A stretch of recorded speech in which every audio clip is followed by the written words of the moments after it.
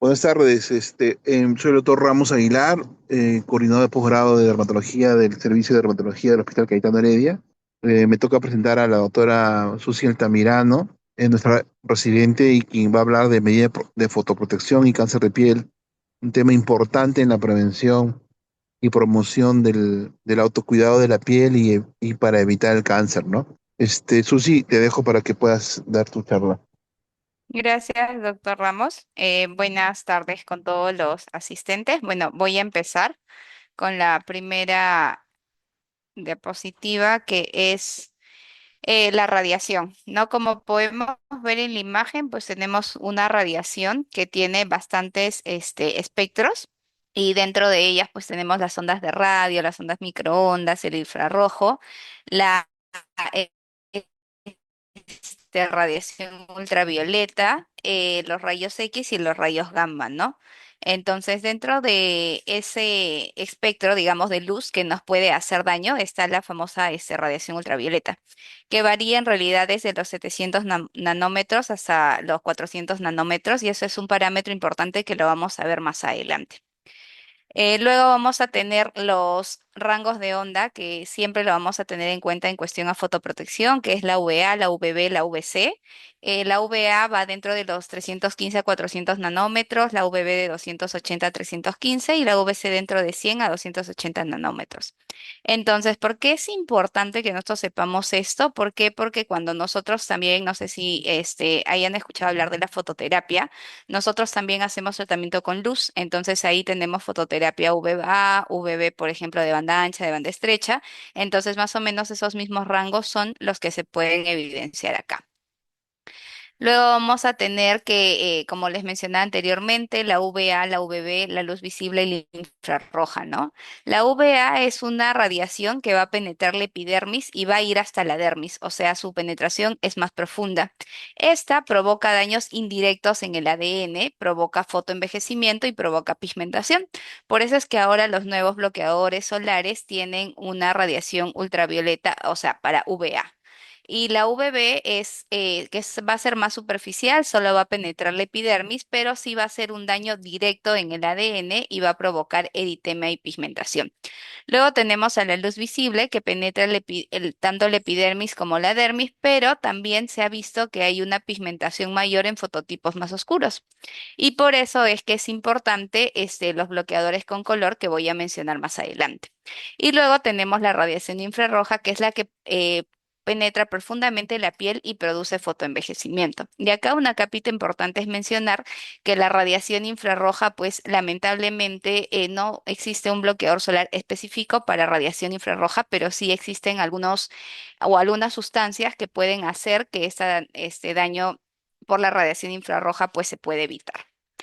Luego vamos a tener que, como sabemos, pues la radiación UVC, afortunadamente por la capa de ozono que todavía nos acompaña, no permite que penetre la Tierra, porque si no, pues no habría vida, porque esa radiación es sumamente letal. Pero hay un porcentaje de radiación ultravioleta de tipo A que sí pasa, que es más o menos el 95%, y de la UVB, que es más o menos el 5%.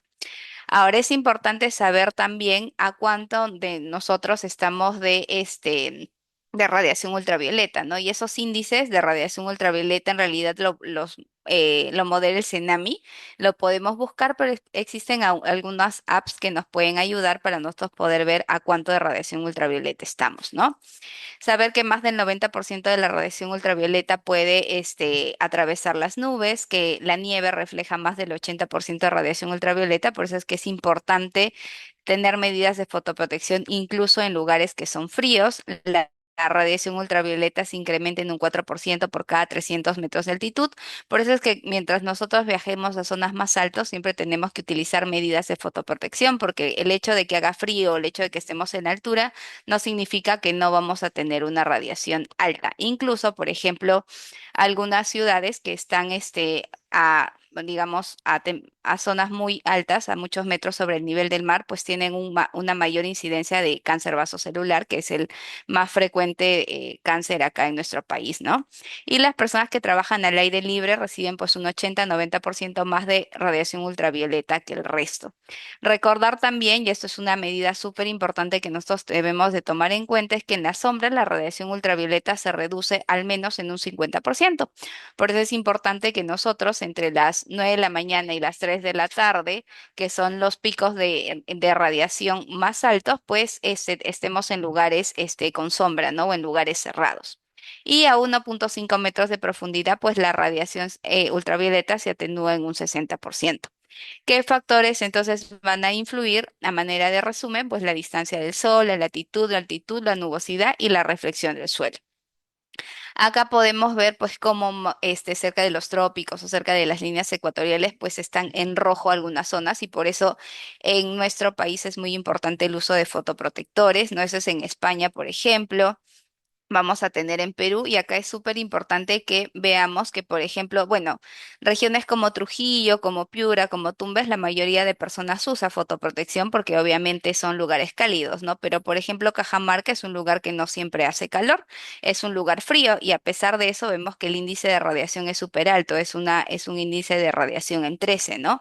Entonces ahí en Huaraz, por ejemplo, que también como sabemos no hace tanto calor, sino hace frío, tiene también un índice de radiación incluso de 12, incluso es un poco más alto que algunas zonas de la costa.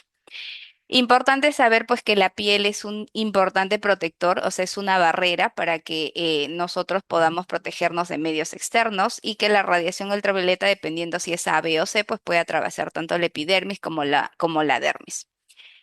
Recordemos que la luz también se puede difundir. Hay luz que se difunde y hay luz que se refleja y hay luz que se disipa, ¿no? Y que se convierte en energía térmica. Hay luz que se refleja también. Ese es un pequeño esquema de cómo es la piel del epidermis, de la dermis y de la unidad pilosebácea. Acá es importante recordar que pues esta es la reflexión, que nosotros vamos a ver que este efecto de la reflexión va a ser lo que van a hacer la mayoría de bloqueadores solares, para que no atraviese toda la piel y no haya daño tanto en el ADN como daños para envejecimiento, ¿no? Esta es la difusión, lo cual permite que la luz penetre un poco y pues va a haber absorción y puede haber transmisión. Entonces, dentro de las radiaciones que nosotros podemos recibir, que es tanto la radiación, la tipo C, no, porque como les mencioné, la capa de ozono va a hacer que no llegue este tipo de luz a la Tierra, la UVB, la UVA, la luz visible y el infrarrojo, y acá podemos ver que la UVA pues es una de las radiaciones que penetra más profundamente hasta la dermis, ya la visible mucho más también hasta el hipodermis y la infrarroja también.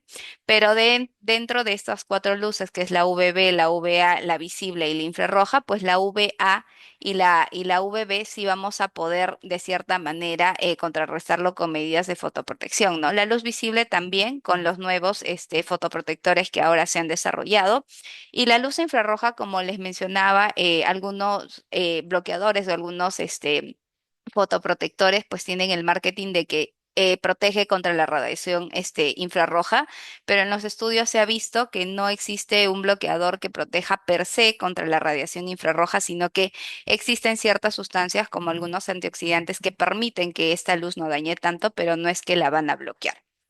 El 20% de esa fracción llega al epidermis, el 10% a la dermis. Mientras más profundo es, más fotoenvejecimiento va a dar y los rayos van a ser detenidos por la melanina. Por eso es que las personas que somos de piel un poco más oscura, pues tenemos un poco más de protección. ¿Y qué es lo que va a provocar esta radiación en la piel? Pues proliferación, apoptosis, inmunosupresión, mutagénesis y carcinogénesis, ¿no? Y acá, bueno, mencionaba o traía esta imagen para poder hablar de que hay pues muchos pacientes o muchas personas que creen que los bloqueadores solares pues solamente pueden ser consumidos, ¿no? Y no pueden ser físicos y voy a hablar luego de qué tan importante es utilizar las medidas de fotoprotección. El daño de la radiación puede ser agudo, puede ser crónico. Dentro del agudo, lo que vamos a ver comúnmente es el eritema, fototoxicidad o empeoramiento de condiciones preexistentes como alguna fotodermatosis. Y dentro del daño crónico están los desórdenes pigmentarios, el fotoenvejecimiento y el cáncer de piel. Estos son los daños agudos, estas son fotos de algunos pacientes que nos vienen a consulta, sobre todo en este verano, con quemaduras solares. Pacientes también con fototoxicidad, ¿no? ¿Qué quiere decir que es fototoxicidad? Quiere decir que es un medicamento que provoca daño cuando se expone a la luz, ¿no? Por ejemplo, un medicamento muy fototóxico y que a veces lo recetamos bastante porque es una patología con la que se trata frecuentemente, son las tetraciclinas, dentro de ellas la doxiciclina que es un antibiótico que nosotros lo utilizamos comúnmente para acné, la minoxiclina también. Entonces, este es un medicamento muy fototóxico que se tiene que mencionar al paciente las medidas de fotoprotección adecuadas que debería de tener, ¿no?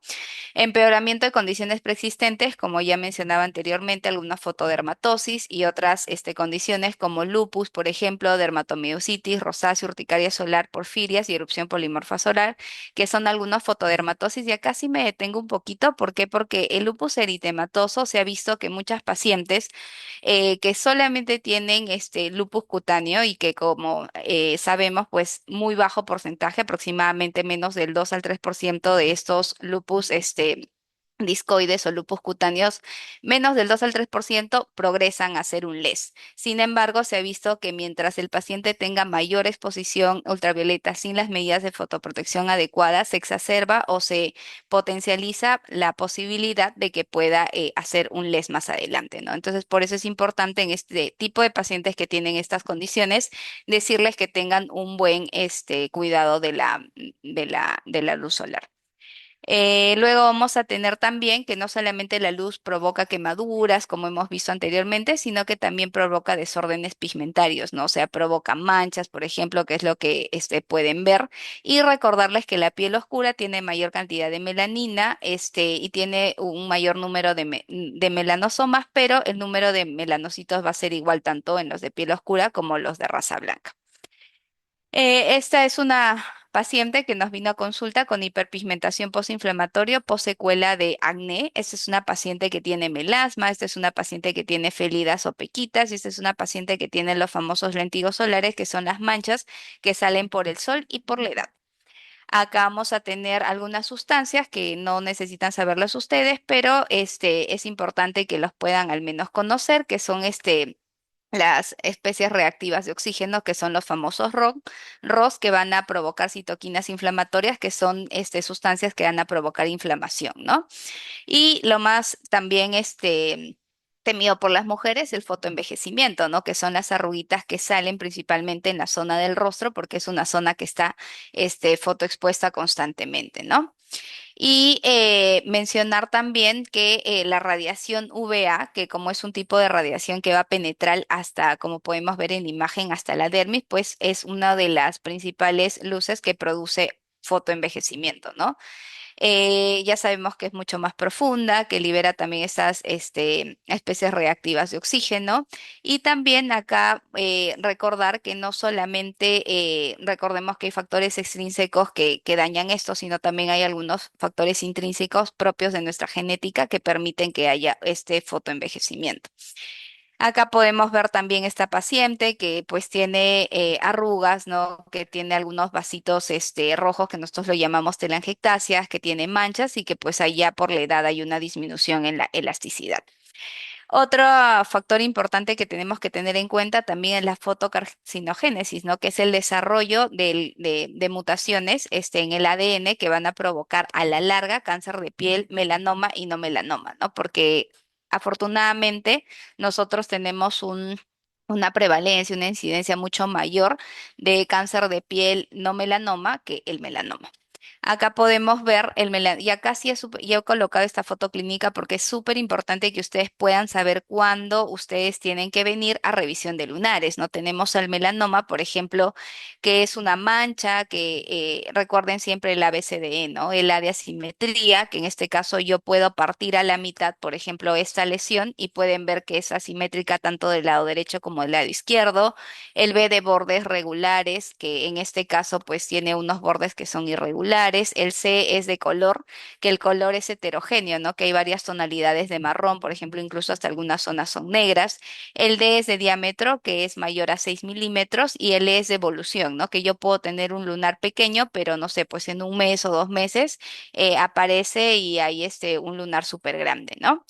El otro cáncer de piel que ustedes también deberían de acercarse a consulta es el carcinoma vasocelular, que es como nosotros siempre en dermatología hacemos alusión a las lesiones elementales, que en este caso es una pápula, por ejemplo, de color perlado, medio blanquecino, y que acá yo veo pues unos vasitos, ¿no? Esto también es ya está ulcerada, esto también es una lesión atrófica que puede ser un EBC esclerodermiforme y esto también es típico porque puede ser que ustedes se confundan con un carcinoma vasocelular, pero lo importante es que ustedes puedan acudir a consulta, ¿no? Y como verán, principalmente estos carcinomas vasocelulares suelen salir en zonas fotoexpuestas y rostro es una de las zonas más fotoexpuesta que tenemos en nuestro cuerpo, pero que afortunadamente todos los días nos vemos al espejo y podemos ver si tenemos la aparición de una nueva lesión o no.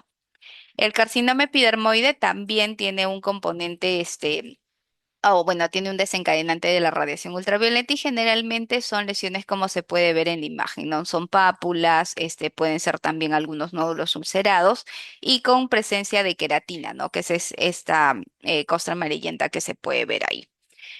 Acá para recordar nada más que la VA es un poco más profunda que la VB y afortunadamente pues tenemos fotoprotección tanto para radiación VA como para radiación VB. Entonces ahora la gran pregunta es cómo nos protegemos, ¿no?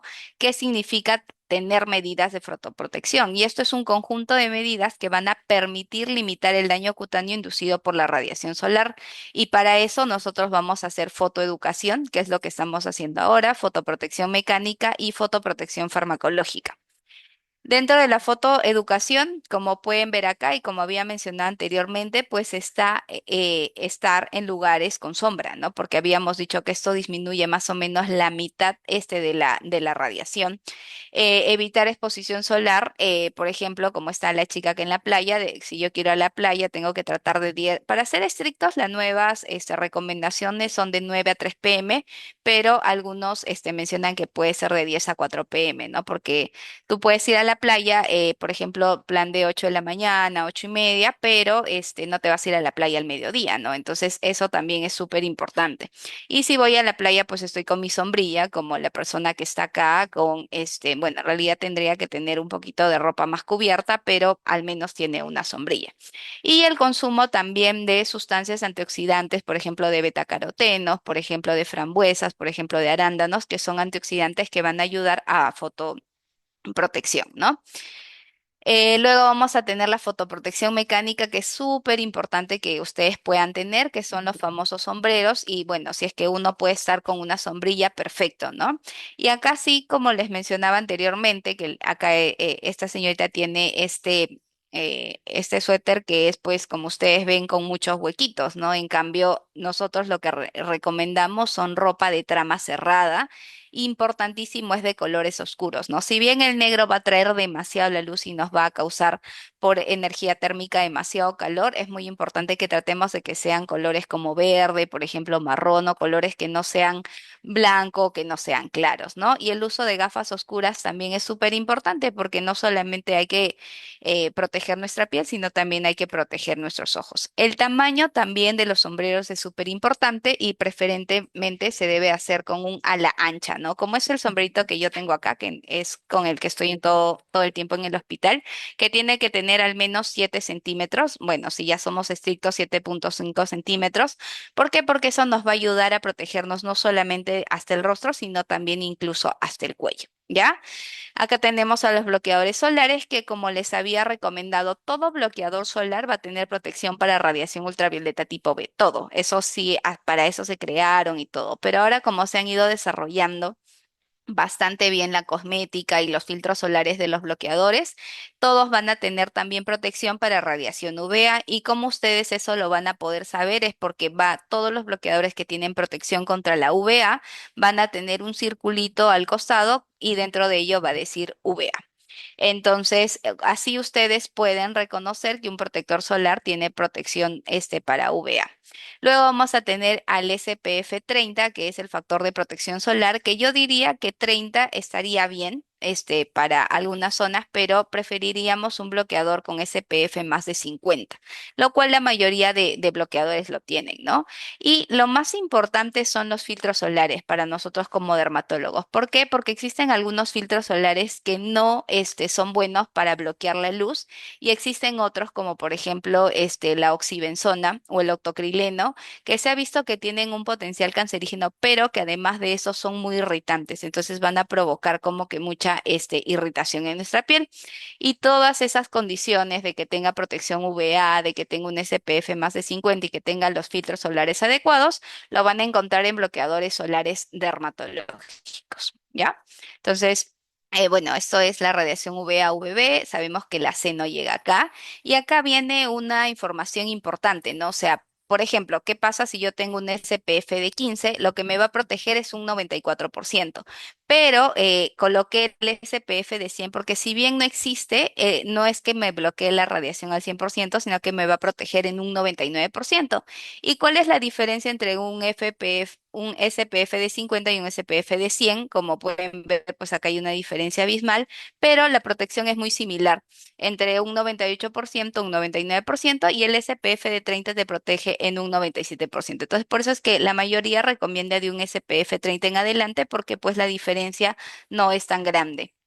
Es solamente de un 97 a un 99% y no existe el bloqueador solar que proteja 100%. Esto es un concepto que también lo tenemos que tener de forma, nada más conceptual, porque esto es como hay una medida que es el MED, que es la dosis, mínima eritematosa, que nos va a ayudar mucho también en fototerapia, ¿no? Entonces, generalmente puede haber un SPF hasta de 5, pero lo ideal es un SPF de 30 en adelante, ¿no? Acá vamos a tener de qué cosas contienen los bloqueadores. Van a tener ingredientes inactivos como son las siliconas, por ejemplo. Van a tener ingredientes activos como son los filtros solares, que es lo que más nos importa a nosotros, ¿no? Los filtros solares hay orgánicos para UVA, hay orgánicos para UVB, hay inorgánicos o minerales, que son los que ahora se están marketeando un poco más, y están los biológicos, ¿no? Dentro de ellos, ¿qué es lo que nos importa a nosotros? Es que tenga buenos filtros solares y que estos filtros solares pues no sean irritantes con nuestra piel, ¿no? Esto es una lista de todos los, filtros solares que están aprobados por la FDA, que es americana, pero se ha visto, por ejemplo, que de la Academia Americana pues sí aceptan la oxibenzona, ¿no? Pero la oxibenzona no, no nos ayuda mucho en el tema de irritación. ¿Ya? Luego vamos a tener unos filtros inorgánicos, como por ejemplo el óxido de zinc y el óxido de titanio, que son los nuevos filtros solares que se están desarrollando ahora, ¿no? Luego tenemos a la luz visible, que como ya les había dicho anteriormente, pues generalmente lo que va a provocar es un poco más de pigmentación y va a exacerbar mucho más a las pacientes que tienen melasma, que tienen hiperpigmentación postinflamatoria o que tienen una condición inflamatoria conocida como líquen plano pigmentoso. Qué importantes son los fotoprotectores tintados, o sea, los fotoprotectores que tenemos con color son muy importantes porque tienen perdón, tienen un filtro solar que es el óxido de hierro, que permite que tenga un factor de protección para la radiación ultravioleta. ¿Ya? Entonces acá tenemos varias fotitos de varios fotoprotectores tintados o tinturados que pues tienen diferentes tonos y que se pueden adecuar a cada uno de nuestro tono de piel, ¿no?